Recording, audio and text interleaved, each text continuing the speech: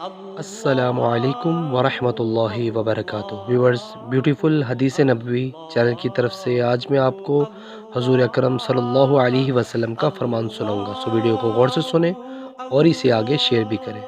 ابو سعید خدری رضی اللہ تعالیٰ عنہ سے روایت ہے کہ رسول اللہ صلی اللہ علیہ وسلم نے ایک انصاری کو بلایا۔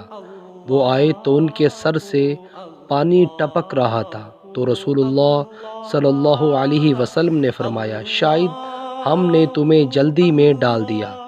تو انہوں نے کہا، جی ہاں۔